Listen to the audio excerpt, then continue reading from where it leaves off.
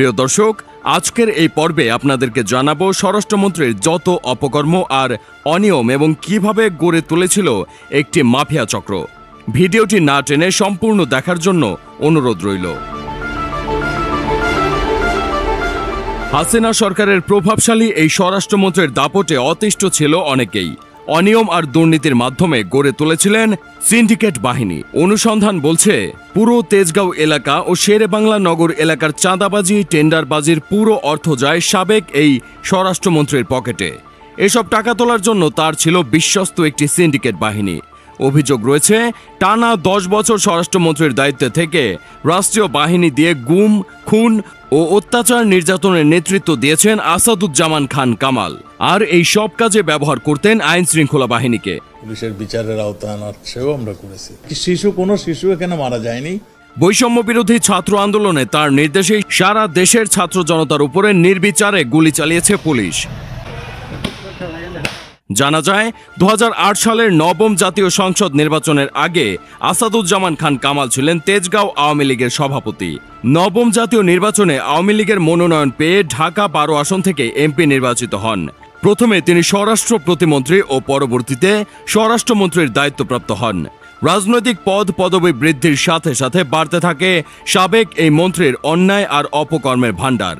সাবেক মন্ত্রীর নামে শুধু রাজধানীর কাউরান বাজার থেকেই প্রতিদিন 1.5 কোটি টাকার চাঁদা তোলা হতো। ফুটপাতে ব্যবসা, কাঁচা বাজার, মাদক ব্যবসায়ী ও আবাসিক হোটেল থেকে ওঠানো হতো এসব চাঁদা। এ টাকা মন্ত্রীর হাতে পৌঁছে দেওয়ার জন্য দায়িত্ব দেওয়া হয়েছিল মন্ত্রীর এপিএস মনির হোসেন সহ আরও 2 জনকে। মন্ত্রীর এ কালো টাকা জমা রাখত আরও একটি সিন্ডিকেট।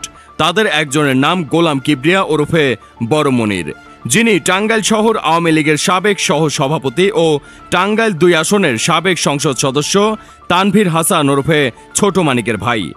বড় মনির 2023 সালে কলেজ ছাত্রীকে ধর্ষণের মামলায় গ্রেপ্তার হন। পরবর্তীতে ওই ছাত্রী অন্তঃসত্ত্বা হয়ে পড়ে। তবে বড় মানিক জেল থেকে ছাড়া পাওয়ার পর ওই ছাত্রী রহস্যজনকভাবে মারা যায়। সাবেক স্বরাষ্ট্রমন্ত্রী আসাদুজ্জামান খান কামালের ছত্রছায়ায় 27 নম্বর ওয়ার্ড আওয়ামী লীগের সাবেক সাধারণ সম্পাদক কাজল শেরেবাংলা এলাকার এক ত্রাসের রাজত্ব কায়েম করে।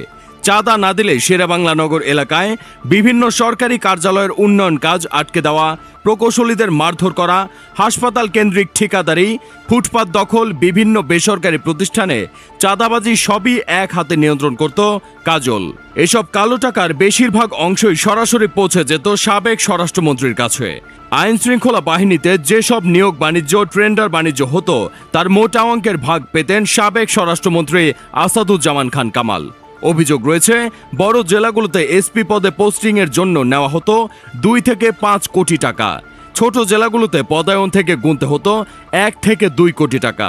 এমনকি এসআই ও কনস্টেবল পদে নিয়োগ দিয়ে নেওয়া হতো 8 থেকে 15 লক্ষ টাকা।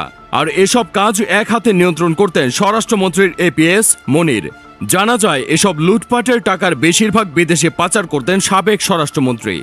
এছাড়াও জানা যায়, শত কোটি টাকার সম্পদ কিনেছেন রাজধানীর তেজগাঁও, ধানমন্ডি, আশুলিয়া ও গাজীপুরের মতো জায়গায়।